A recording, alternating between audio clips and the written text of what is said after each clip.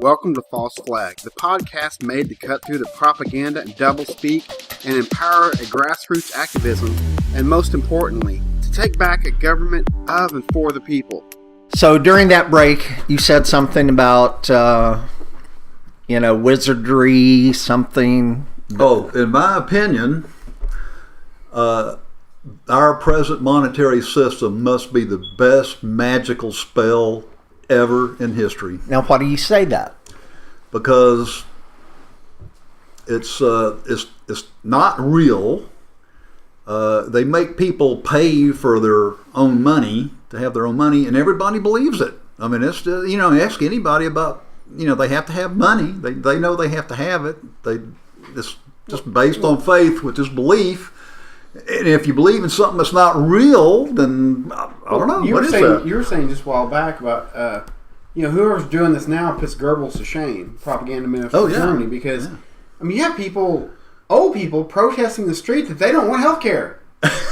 Don't want it. I'm paying tons of money to the government, but I don't want nothing. I want nothing. Well, that's good indoctrination. I want to die in the streets. Yeah, that's good propaganda. Because no one's ever died of lack of health care. Yeah. Now, let's go back. You were talking... We fight for peace. Fight for peace. Fight for peace. That's like having sex for virginity. Yeah. What were you saying about the king's money and silver certificate? Oh my God, they do say that. Freedom of doing as you're told. Yeah. They do say that, yeah. If you want to be happy, don't know anything. Yeah. But let's go to this. Okay, let's go back to what's really going on and where all this stuff comes from. I was explaining, there's two things I want to explain. Number one is, if way back when in the time of sailing ships and whatnot, say someone wanted to take some trade goods from, say, London, and they want to take it to, say, Rome. They had the seas. The ships could sink, bandits could get them along the way. So these bankers, interrelated bankers, came up with this system to where you would bring them your gold there in London if you were on your way to Rome. Say you had 110 pounds of gold. Well, you would give them 110 pounds of gold. They'd give you a certificate for 100 pounds of gold. And whenever you got to Rome, their associate banker there in Rome is going to give you 100 pounds of gold for that certificate. Now, should you sink on a ship, well, you still have the same problem, but that's beside the point. So that's the way the system kind of worked to help out traders going back and forth. Now, also here, these are the people that say they're tied into the bandits along the route that the trader's going on. So it's kind of beneficial to them for the bandits to know which caravans or whatever of trade goods have gold and which ones don't. So there's a little bit of working on both ends of the bargain here. So that's one thing. So they're getting it both ways, either way. Then the other thing is understanding what's going on within a local area. Say I'm a banker and I'm the local silver banker, and all of you are bringing me your silver. And you bring me your silver and I weigh it, and for every ounce you give me, I give you a certificate worth 1 ounce of silver, and you don't have to worry about someone breaking into your house or whatever. It's much easier to deal with this light pieces of paper. And if you bring me this certificate back, I'll give you your 1 ounce of gold. No problem. Well, as it turns out, nobody ever comes for their gold. So I'm sitting here and I'm giving out silver certificates to everybody, and all of a sudden no one's coming to see me. I want to buy something. You know what? I just print up some silver certificates and go out and buy it. And at the same time, you have the king's coin. So now I can go out and I can buy mansions. What's the king's coin? That's whatever the local government's money is. So I can even go and buy the local government's money and be buying it up. And everyone locally will start noticing that, holy cow, there sure is a lot of these silver certificates out here. And they will start not wanting the silver certificates, and they'll start wanting the king's coin. Well, guess who just bought up all the king's coin? I did. So now, whereas before I was giving you one king's coin for one ounce silver certificate, well, those silver certificates aren't worth anything anymore. So here, I'll give you one of these. You give me 10 of those silver certificates, and so I'm able to buy up everything that I want, and I'm able to buy all the silver that I'm holding here. because I can pay for it now. And then the same thing whenever the King's coin, and now the King's coin is going to go up, my silver certificates regain their value, right? I can do it all over again. Can't lose. So yeah, you can't lose. And what's going on here is that by controlling what's going on in the monetary system, among commodities, you have cycles, ups and downs. Number one, I can create those cycles. Number two, I know where the buy points are, and I know where the sell points are. And for everyone else in the system, it's a guess. And not only that, I can have a clue of how everybody's thinking. Oh, it's time to buy, it's time to sell. And I can take advantage of that. So, it sounds great having this central reserve bank that is controlling your money, but what you're also giving away is this ability to know where the sell and buy points of different commodities are. Try that out. So it sounds great. Whereas if we had this crazy system where we're having these crashes and we're having all this, they're suffering from the same thing we are. This way, they don't. Didn't the Hunt brothers try to corner the silver market? Yes, in the 70s. A long time ago, yeah. So, are we allowed to mention that video? That Sure. I'd like to recommend that. Yeah. It's Mike Mahoney, isn't it? Yeah. And, Secrets of Money or something? Secrets of Money. Hidden Money. The hidden secrets. Hidden secrets of money. Yeah. Hidden secrets of money. And we'll put a post of that video. You might do a link on that. You send people down some rabbit holes. It's going to end up on Asian sites. Yeah. They'll be watching porn it's going, a what does this have to do with money? That explains everything. It's wonderful. Oh, I actually have another point, too. And this is, why wars? Why are wars and conflicts so important to them? Because they make money both sides. Well, yes. If you go back to whenever we had the Cold War, right, Russia versus the United States, or NATO, when we're having the Cold War, if you could buy a $5 or $10 pair of jeans in the United States, and if you could get it to Russia, you could sell it for the equivalent of $200 American dollars. If you could buy in Russia a sable fur for $5 to $15, if you can get that thing to the United States, you could sell it for $1,000. So you have these two sides that aren't trading together. If you're the one guy that can sit in between the two sides, That one guy. right, and buy on this side, sell on this side, you make a killing. I want to be that one guy. Right. And that's what keeps getting set up. That's the International Monetary Fund and the World Bank. And here's a little tidbit of information. Did you know that the employees of the International Monetary Fund will not operate in a country where they do not have diplomatic immunity? I can buy that. They are above the law. And that same way, do we go and we require chauffeur agreements and all this immunity for ourselves?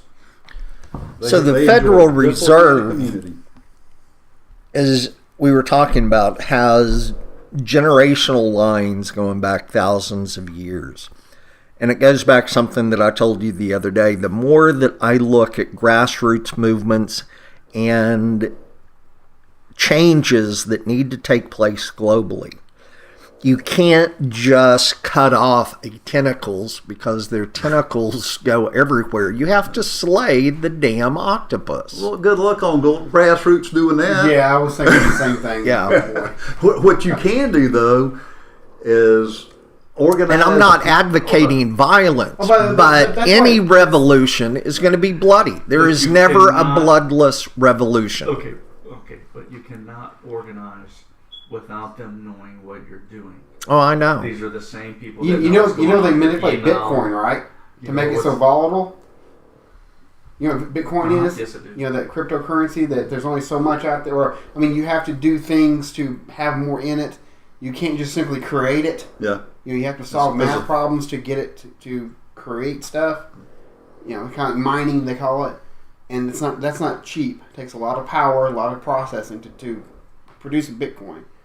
But yeah, they manipulate that because they want it to go wildly. Because it is a fantastic currency. It's untraceable. It holds its value. There's only so much made. You can't just simply dump it or pull it out of circulation. Bitcoin was really tied into the Silk Road.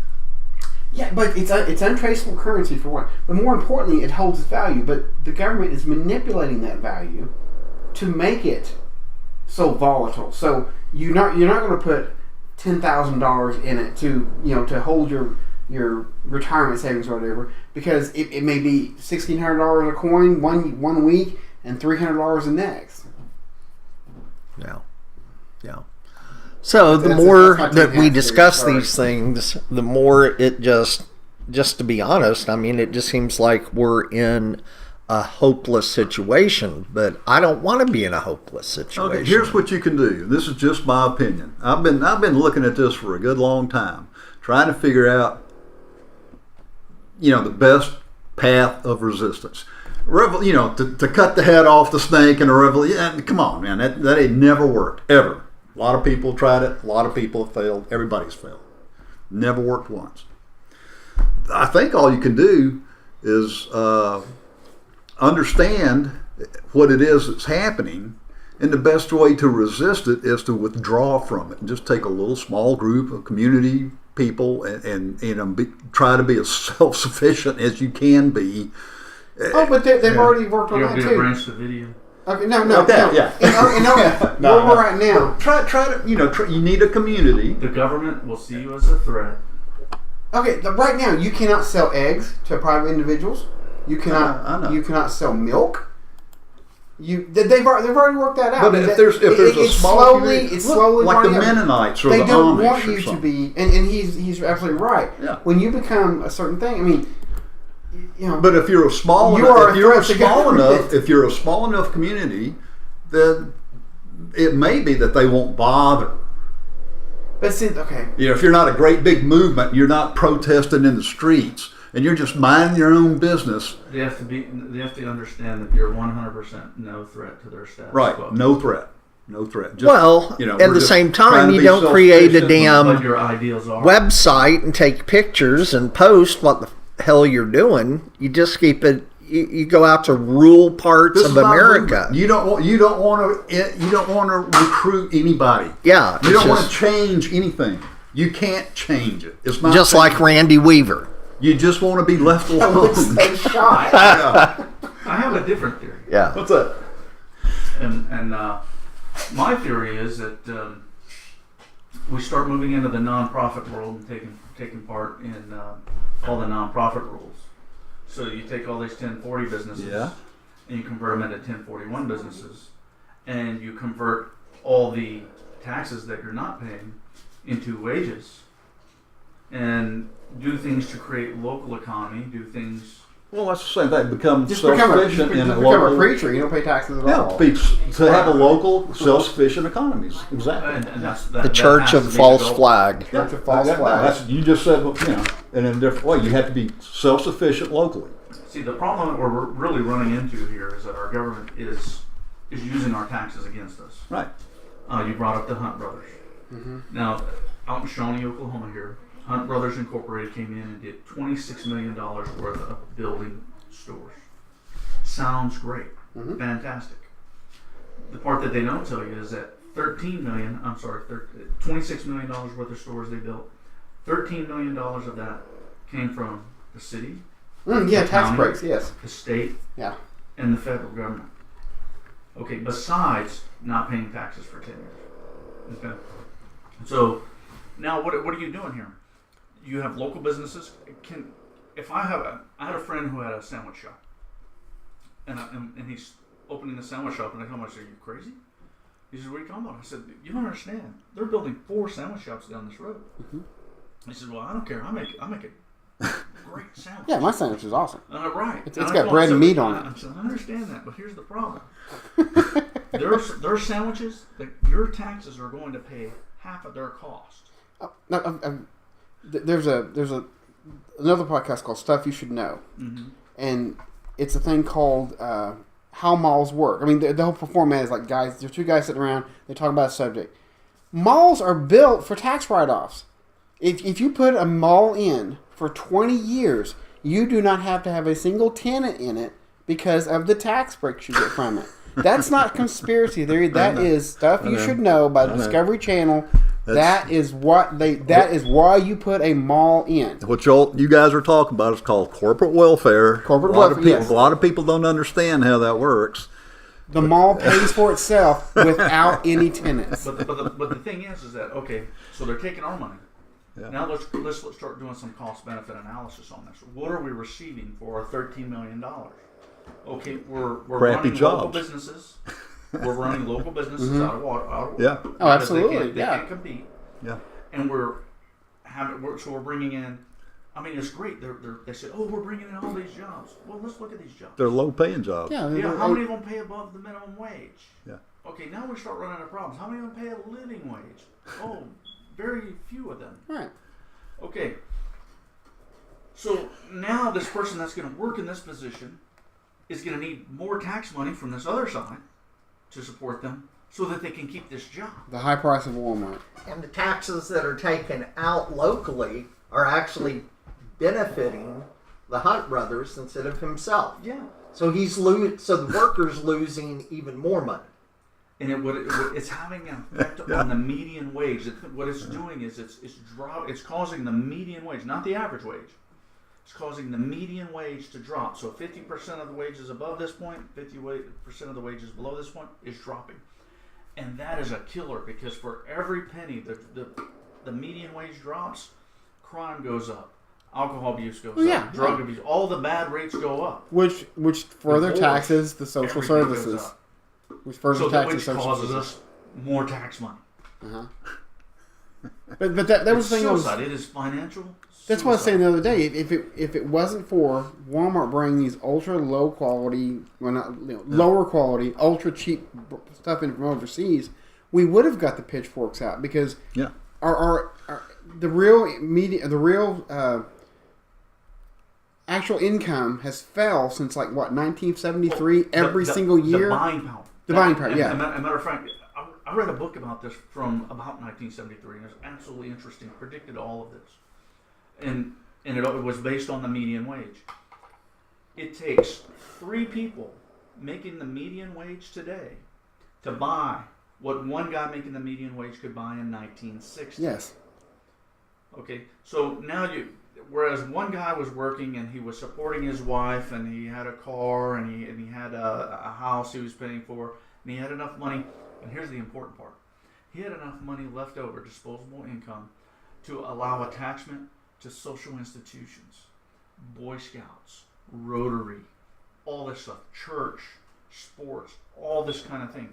And the number one indicator of deviance is a lack of attachment to society's institutions. Oh, I've read hump tons about spree killers and stuff like that. That is, they're disconnected. It's the number one. They are the other. They perceive themselves as others. So not involved in right. They're separate. They're different. And every penny this median wage drops, it gets worse. So the lack of knowledge really is killing people. Yeah.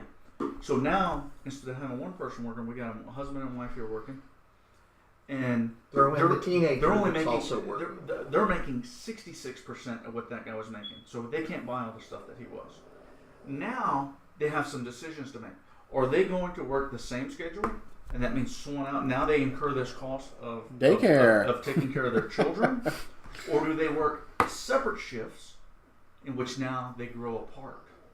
So see, this is affecting our very household. So we're having a breakdown. Oh, I totally agree with that. I completely agree with that because I run into that one. Now, what are neighborhoods? They're nothing more than a bunch of American families. But now, whereas they used to be able to be connected together and everything through societal institutions, now they're not having that ability, and now we're seeing this breakdown in the family, breakdown in neighborhoods. There's a book a couple years ago about that. Let's hang on to that thought. Wait. Okay. And thanks. We'll pick this right back up in next week's episode. Thanks for joining us for this week's episode. We'll have part 3 of the Federal Reserve and money coming up next.